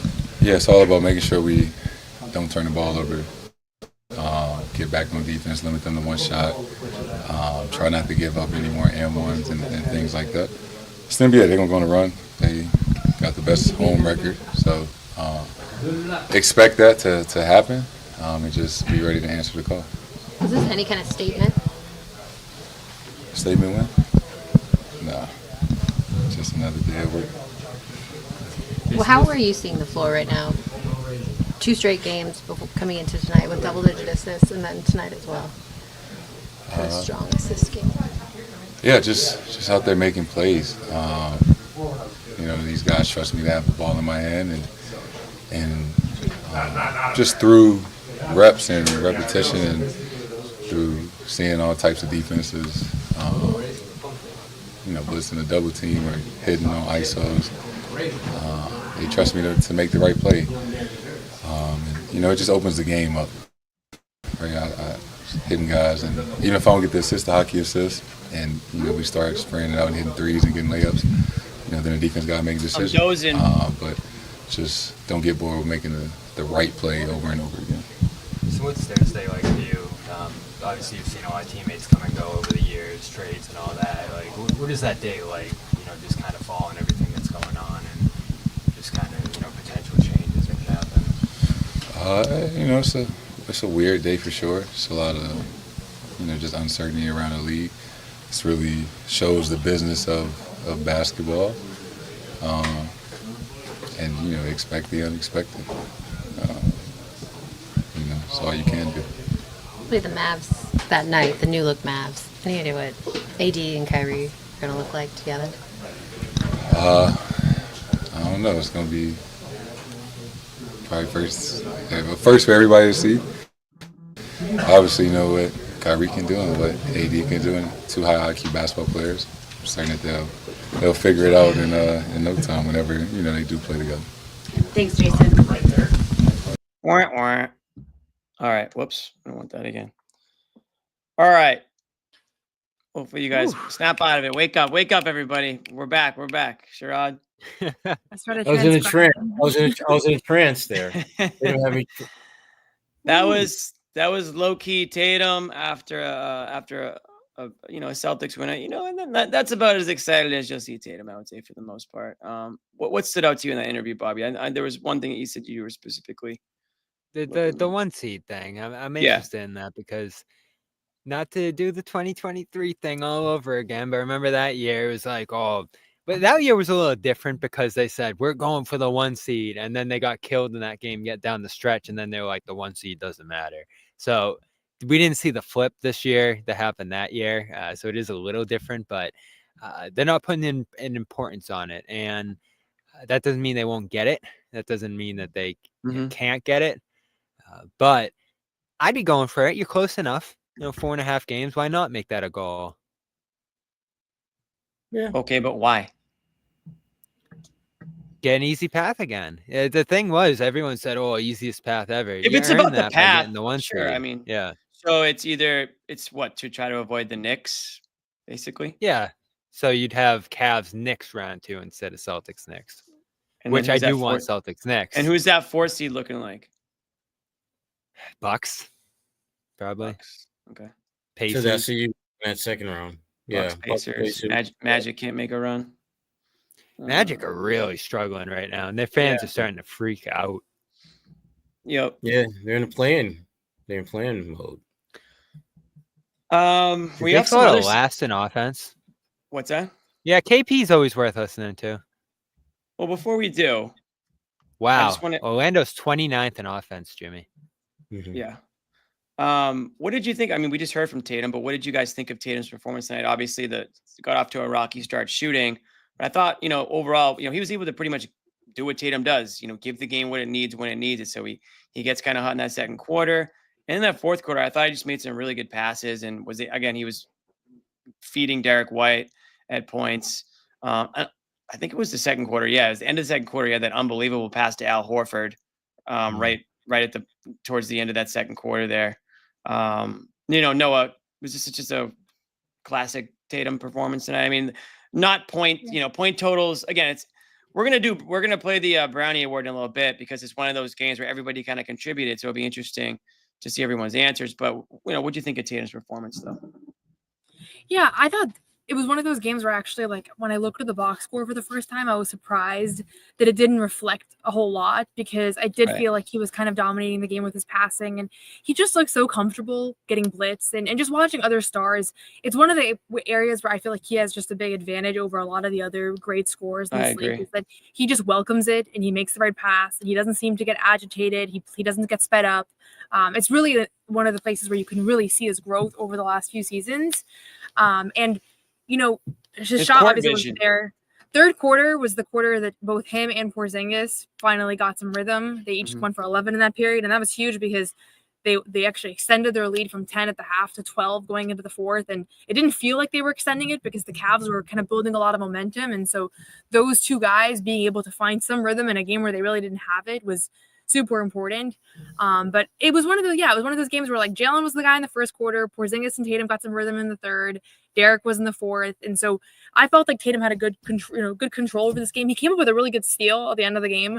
It was kind of weird. I almost feel like he got a little lucky, like or he just was saw it so in advance that it really wasn't luck at all. But that was huge because that kind of sealed the deal. Forced a lot of turnovers tonight. Yeah, like live ball ones that got them going on the break. And that's what we've looked for, Jimmy, too, from their defensive intensity. Can you play through the bad shooting? And that's what they did tonight. I don't think they lapsed much defensively at all through the shooting slump that they had to start the game, certainly, and that they went through at certain parts of the game. So that's a step two. And again, it's easier to do it in a game like this. We'll see what happens. There's a lot of big games coming up, so that works in their favor. So it does feel like they could go on a little bit of a run right now, and obviously full health too. It did bum me out a little bit, Noah, seeing Sam getting the huge ice pack on his back in the locker room, but even he's starting to get rolling here. Yeah, I think that ice is here to stay. Like, a lot of guys had ice all over the place, I know, it's just he can't shake it. Only 12 minutes tonight too. Luke hit him for a big shot. So do you guys want a Luke story? Well, let's tease that. Let's listen to Porzingis here first. Is this a long one? I don't want to do 5 minutes of another freaking. Let's just find out. Chicken wings. He's smiling. There you go. What stands out about this matchup? Obviously, you guys had some battles with them this year. That's a 40-ounce Gatorade bottle, by the way. Yeah, they're number one. We're number two, right? Yeah. So, in the East. No, they had a hot start to the season. Some people, I think, thought it was a little bit lucky, but no, they're the real deal, and they're a really good team. And tonight was a good challenge for us. There have been a lot of games this season where you guys have struggled to shoot well, and then that's hurt the defense. But it felt like tonight, even though you guys weren't shooting a high percentage, you were still able to build a lead. What do you think was kind of the key to that? Well, their defense was good. They were shooting even lower percentage than us, I think. So, especially early on. We had really good looks. We just weren't making them. And then that game was not, a super efficient game because of the defense on both sides. We did just enough to get the win. How did you not let that affect your defense and the intensity on that end? At these kind of games, it's almost like a playoff atmosphere, right? So, of course, like you not just me. It doesn't give you the same boost of energy if you hit a shot. Then if you miss a shot, then when you make a shot. But we had to, it was a battle on both ends, and their defense was there, and we had to bring ours, and it was a battle. It was a physical battle, and as I said, we had just enough, to edge them. Is this a reminder of what you guys are capable of? I think we know we're capable of this. I think we know, that on any night we can beat anybody, but also like if we don't bring our game that we need, then we can lose also, or we can have teams hang around and maybe steal one from us. So, of course, for us it's easier to show up to these kind of games and play hard and all this, but we're working on having that intensity every night, and sometimes just running through teams and not letting them hang around. Can you see the confidence level of Derek in a stretch like that fourth quarter, and what does it do for you guys when it's out there? Yeah, I think he's one of the most clutch players on our team. Honestly, I feel like he always hits big shots. Not tonight, but usually he has some deep corner ones, and he's just he's a rhythm player, and once he once he gets in that kind of rhythm and he starts hitting those like pocket threes and making plays and this, like he's very, very special. And tonight again was a good reminder and good reminder of what he's capable of. The other different games where you've been lackadaisical, not you, the team, like in Philly, and that great first half. It seemed like tonight there was second, third efforts. Like you guys didn't play necessarily well at all times, but played hard. Yeah. What's that? How do you kind of put that together? I mean, it just seemed like the effort was there the whole time. Yeah, honestly, I think it's, to not like fool ourselves. Like it's honestly just a bigger game, and we believe that we have tools necessary to win these kind of games. It's a battle. It's a battle to try to bring it every night. And he did against, earn with me tonight a couple of times. Lower teams, and they're on some random night. It's a long season, so it's normal. We're not at this maybe intensity every night, but bigger games we've showed up and I think we looked pretty good today. Yeah. Even though, as you said, we didn't have the best rhythm and the best shot making today, we still look pretty good. You said a couple times recently that you think the good play is coming. You think you guys are close. 4 straight wins now for the first time since November. Where do you think you are in that process of kind of getting where you want to be? Yeah, I think it's now it's a tough stretch, honestly. I'm very happy that we have 4 wins in a row now because it's a tough stretch. Right before the All-Star break, everybody's kind of, not us, I'm saying around the league, this, it's always kind of like, okay, let's get to the, but it's important for us to finish strong, go into the All-Star break, get some rest, and then have that really good home stretch of the regular season to peak at the right moment. So I like where we're headed. We just need to finish strong this small, 5 games left. Dallas is next. What was your reaction to the trade, and then how does that change that team? Of course, just like everybody else, absolutely mind blown, unexpected. I didn't even have my phone, so I found out on the street. So for me, it was even weirder. So, but yeah, I guess like people have said, nobody's the last person you expect to get traded is Luka Doncic, So for him to get traded, it's a big deal, and yeah, it'll be interesting to see how it all plays out. But Jalen's mind it's wasn't definitely shocking news for everybody. So you talked to him the other day, Noah. He didn't have his phone, and he found out from someone on the street. It was 12:30. This question has now been asked multiple times as a last question, so we have not been able to follow up.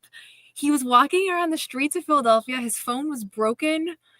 Somebody told him about the trade. He thought he got traded. I was about to follow up, and they said no. It requires a follow up. Eventually, we need to start with that. Wait, he was walking around the streets of Philadelphia that with a story broke at at 12:15, didn't it, Jimmy?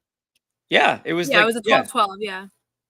12, So he said someone on the streets told him that Luka got traded because his phone was broken. Yeah. I'm really glad you all picked up on that. He was out and about in the streets when the news broke. Meanwhile, I asked. Yeah, Jalen was asleep. Horford was asleep.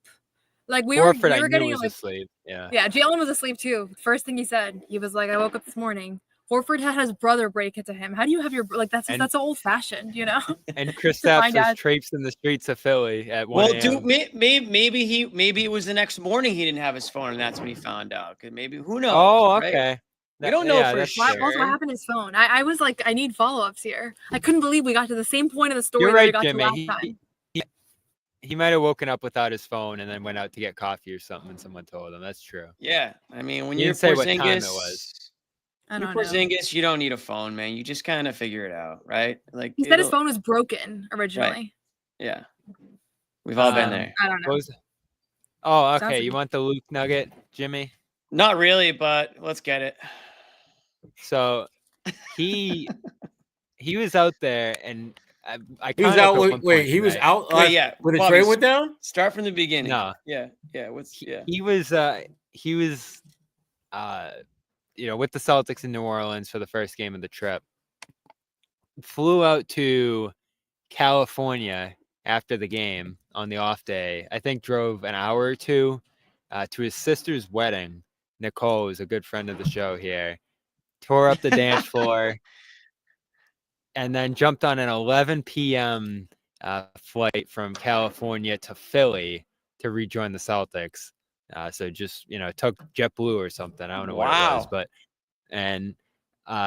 landed in the morning, got ready for the game, and he was out there for that 28-10 run in the fourth quarter against Philly that helped swing that game. And since New Year's, he's top 20 in plus minus in the NBA, leading the Celtics at about plus 110.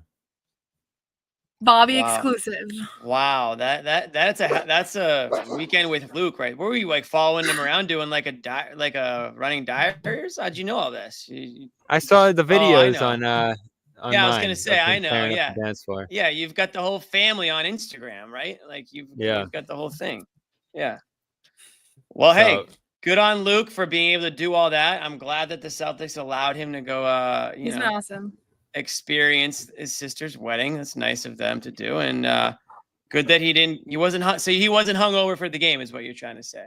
He didn't get too crazy or jet lagged. Yeah, or jet lagged. Good. What do you think of Luke tonight? He was ready to roll. He's great, man. I mean, there was one play. Like, it just annoys me because he'll drop a rebound or something, or he'll do something that looks goofy, and everyone will be freaking out. But he never gets credit for like setting a screen on the wing, diving. Don't say never. Don't say never. He gets credit sometimes. And drawing like 3 defenders in and freeing up a guy for a wide open 3. Like, he does stuff like that all the time. And obviously you're seeing more stats from him and the plus minus and whatever else now. But you got something to say, Jimmy? I don't want to be on Luke Cam. Damn it. I put you on it. Yeah. Go ahead. He's run away with the third center job here, and as John mentioned after the last game, moved up to second center in that one. So he just keeps getting better and better. He just keeps playing better and better. And we're in year 5 of the Luke experience, Jimmy. I've said this, and every year, wow, just gets time a little flies. bit better. This is great watching him night in, night out. And don't you agree, Jimmy? When he comes in now, you're like, man, something good's gonna happen. I don't know if I can say that, but I do appreciate your positivity towards Luke. No, listen, Bobby, here's the problem. Here's what, if John was here, he would say this too. Nobody doesn't like Luke. You just put him on this pedestal that forces us to bring it all back down to earth. Like, that's the issue here, is that you make Luke Anthony Davis half the time. So I don't think that's true. Bobby has been doing that for 5 years. Okay, maybe I don't know what he used to do, but I do think that not just on this show, but in life, Luke's mistakes are so loud to people. He misses a rebound and it's like, oh my God, get this terrible, awful basketball player off my screen and trade him for a bag of chips. And the same thing could happen to Al or Porzingis and people wouldn't even think twice about it. It's the same way I feel about Jaylen Brown turnovers. They're just loud to people. Jaylen loses the ball. I hate this. I'm not doing this. Come on. You're on Luke Please, Cam. come on. We're bringing you guys back. Come on. I felt like I was put on a stage. You want a Luke Cam? You are. Not everyone can handle Luke Cam. That's okay. You'll get there. All right. Finish your thought. But I do think there's like, I encourage people to push through when they feel like, how did Amit make this? I don't know. What is this? I've never seen this before. Yeah, well, because it only comes out for the Luke segment. It was well deserved today. Try to push through next time you're feeling animosity towards Luke because he makes the same mistake that everybody else makes, but he might look a little bit less coordinated when he makes it because he makes a lot of good things happen. No, sure, and I'll have you guys know, center, Jimmy. He's your third center, and they're mad he's not like scoring 20 and grabbing 15 rebounds. Like, I don't know what people expect from him. No, listen. Me and Sherrod have already given Luke his flowers on this show before you guys came on. I brought him up from the beginning. We talked about him after the last game. And even Zannis is coming around on the fact that Luke, be careful, Bobby, because your other crush, Al Horford, might be taking a back seat to Luke soon at the way these things are starting to go. And Al, Al had a great game tonight, but as of late, Luke has been probably a more dependable and a more consistent player than Horford has been for the Celtics team. And again, that's not really a shot. It's not meant to be a shot at Al, but it's meant to say that Kornet is becoming a player that, yeah, I mean, the pick and roll that when he's rolling to the hoop right now and he's catching it in motion and throwing down dunks, like that's something that we wouldn't have seen a few years ago. He feels a lot more confident out there.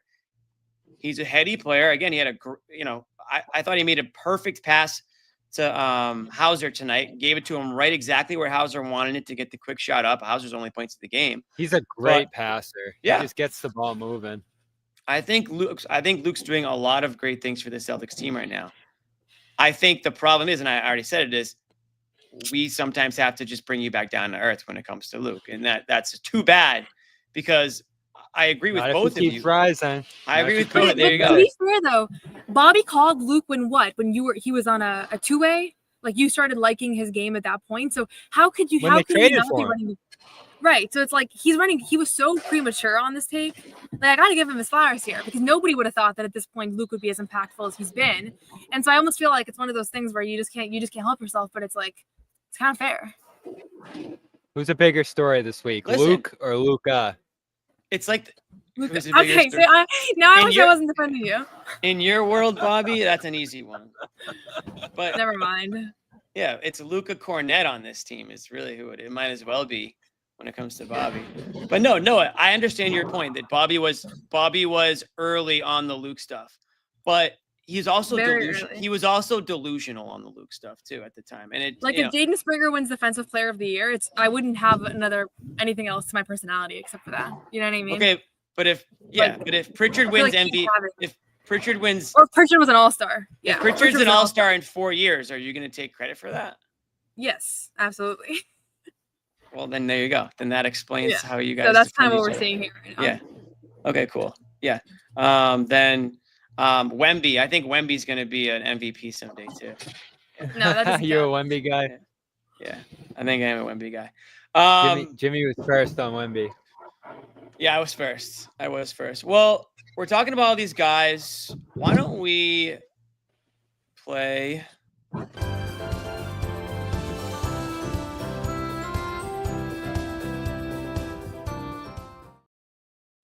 It's time for the brownie. Oh, Bobby doesn't want to play the brownie. He's out of here. That's fine. No, I don't know why he left. Maybe he got nervous. He's not sure who he wants to give it to yet. We'll just have him. We'll assume that he's going to give it to Luke. But this was one of those games where, again, it didn't feel like a certain player stood out, but at certain parts of the game, players did step up and did sort of, play their role either above and beyond or exactly what they needed to do when they need to do it. So, Sherrod, you've been rolling with me all game. I'll start with you. Who you giving your brownie award to tonight? Oh, you're muted? I think you might be muted. Yep. The brownie for me tonight, I'm going to go with Al Horford. Okay. Mr. Double Double. Mr. Double Double. Love that. We got to see 2017 Al Horford out there tonight. This is, double double in 25, 26 minutes. He doesn't have to do this every game, but it's nice to know that it's still there. It's nice to know that every now and then he can, remind us that he is, a 4 or 5 time All-Star and can, handle his business around the basket and knock down shots. I think this was a huge game for Horford because I think, again, I kind of mentioned it. If you want to look at a player or two that maybe have been not playing at the top or what you'd expect, I think Horford, Noah, correct me if I'm wrong, I think Horford would probably fall into one of those categories. So tonight was kind of a nice rebound game for him, I guess. Yeah, especially after that benching in the second half. Like that must be the first time in so long in his career that that's happened. And it wasn't, it just made sense at the time. But yeah, to see him come back and have a really good game was good to see. There he is.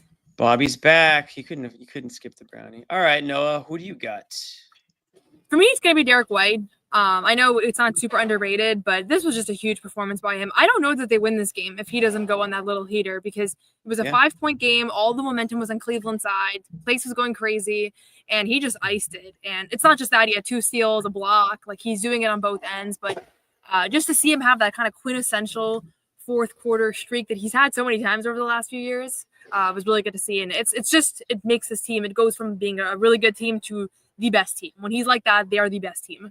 And it really stood out that he was able to get back to that. Bobby, welcome back. How could it not be? Did you say it's Luke? Another big game of runs with him on the floor. And, Sherrod's right. Horford's Look what you did, Noah. Well. It was a good double big night. And, I know John was praising going away from double big last game. This game, you probably needed it with how big Cleveland is in the front line. So shout out to both of them. I guess they can share it. I'll co-sign Sherrod's as well. But Luke's deserving as well. Noah, we call people like you enablers. You look what you've done. Now you've given Bobby. What did he have tonight? You've given Bobby all this confidence that he can just talk about 6 Luke. points. Listen, I'll argue with Bobby all day. We'll probably argue in 5 minutes when we record our stand-up. But I just feel like I needed to just 4 points, 3 rebounds, 3 assists, and a steal. Wow. Plus 10. Put the statue up, Sherrod. Put the statue up after that monster line. What was Joe's line, Bobby? 10 rebounds. What was Joe's Joe said, you guys probably heard it. He's been elite. Bobby tweeted out one recently. quote from Joe's presser. We did hear it. Yes, we did. And I asked the question, but you did ask the question. We heard that too. Yeah. What did Joe actually say? Or if you want to give us the actual. He said he's been elite press recently. More physical, that sort of thing. And yeah. And what's the stat? What's the plus minus stat? I have him at plus 109 since New Year's, which was, when I looked, 17th in the league over that stretch, highest on the Celtics. Wow. So he's the Celtics. He affects winning more than any player in the Celtics based on that stat, is what you're trying to say. No, but I mean, he's with the second unit. He's your third center. So for him to be your third center. For him to be the leader in plus minus does say something to me. I would agree. All good things. We're not talking bad about Luke tonight, that's for sure. I'm gonna co-sign with Noah. My Brownie Award goes to Derek White for all the reasons she said. I thought that he was just massive for them in the fourth quarter. And credit, the guys for finding him when he was open. Credit Tatum for, again, passing out of those double teams. Whatever he has to do, he does it. But Derek White, when Derek White is confident, Derek White, good things follow. And he's kind of sometimes throughout the year a little bit. It's funny because, and I said this earlier, he seems very even keeled, like off the court, but on the court, you can see the fire that he has when he's feeling the flow, doing the bull dance out there after a couple big threes. You can see that swagger. And tonight you kind of saw that in that fourth quarter, he was getting fired up. And when he's confident, and I think somebody after the game, I think it was Joe, mentioned they have to make sure that they keep his confidence high, because when he's feeling good, the ball finds, the bottom of that basket. So he's my Brownie Award winner. You guys spoke to Derek White. Is it worth a listen? It was pretty boring. I mean, no offense to him, but it was pretty non-eventful. We'll skip it. We'll hold off on it. We'll synopsis. He was bummed about. You can catch it on YouTube. Yeah, it'll be on YouTube. So Let's will just hope. Bobby and yep. Yeah, we got a trade deadline special coming Thursday, so be ready for that. We'll be back in Boston, 3:00 Thursday. I don't think it'll be a super eventful one for Boston, but it's getting pretty wacky around the league. I don't know what the hell is going to happen these next couple of days, Durant stuff and whatever else. I don't even want to go there because I really can't understand it right now, but it's going to be wacky these next couple of days, it feels like. It already is, obviously. And then, of course, we got Celtics Mavs on Thursday. Anthony Davis did not rule out playing against the Celtics on Thursday, making his That would be so debut. awesome. That would be great. Then you got Kyrie coming back too. All right, guys, final thoughts and then we're out of here. I'll ask you guys. I think there's going to be a move. You just took my question Sorry. Final thoughts. I'm going to ask you all the same question. Will the Celtics make a trade or a move before the deadline? We'll start with Noah since she's so eager to answer. Yes. This is what I was like in class, Jimmy. Yeah, I can tell, yeah. So I think something's going to happen. Because this has been a crazy trade deadline already. Tatum and Brown both seem to the way that they are kind of talking about this Luka trade. I think it made everybody feel like something might happen. Tatum today said, expect the unexpected. Jalen, I talked to him before the Philly game, and he said, what is this going to lead to? We know it's going to lead to more things. Everybody's kind of watching over their shoulders a little bit. Huh. It's I weird, think but they like took when you Brown see, out tonight because he's in trade talks. no. Okay. Just But making I sure. think, but I think like the Darren Fox thing happened. There's the Caleb Martin, Quentin Grimes weird swap That's today. a weird one But too. that was Yeah. weird, yeah. But I think something's gonna happen. Like I this whole year has been like, is Jaden Springer gonna get traded or not? And I think it's because he's the guy that's like, he hasn't really contributed much. He's costing them a lot of money. He's gonna be a free agent, but I don't know. I think I needed a little wake up that it could be something bigger. I hope it's not. I really want them to just run it back with this group, but I no longer will be stunned if I get a notification and it's like, I don't know. I don't even want to say anybody's names because I know it's gonna be. No, I'm not doing it. I know. I know you guys too well. I'm not gonna do it. Because we're gonna clip it. I would've I know. clipped that I'm so gonna fast. clip it, and people are gonna be sending me death threats again. So I'm not doing it. It would have been clipped and tweeted before the show even ended. No, the new message I'm getting is DI. Every time they see a take they disagree with. So I'm just staying. I'm staying out of controversy till the deadline passes. All right, that's fair. So Noah says a move's gonna happen, and she might even insinuate that a big move might happen. Bobby? No sources, just gut. No sources. That's just their brain. I think something will happen. I don't think it's gonna be big. I think it's minor. Like, the one I want to see, Yabusele, and I did write that up over on CLNS Media. Talked to Horford about him, so go check that out. And I'm hoping it happens. I want to see it. How great we see the other night. You'd love to see it come full circle and help them out here. He was great in the Olympics too. Sherrod, what you think? Trade or no trade? No, I think we're gonna see lots of blustering, lots of smoke, and then we'll look past the smoke and there'll be nada. They could go the buyout route. So and it's not because they're not trying. I just don't think they're gonna strike a deal that they feel comfortable with. That they don't have willing much to flexibility. execute. Well, that's part of the problem. I mean, and they're built to. I mean, if we're being honest, they're built for a title run because they're literally running back the guys that they played when they won a title. So I don't think there's a level of urgency that they have to get something done that you'll see with a lot of teams as we get up on the deadline. I'm going to stay with Team Sherrod on this. I'll say it's not going to be a big deal. I think that maybe they'll find somebody in the buyout market. And again, no one's coming to save you. This is your team.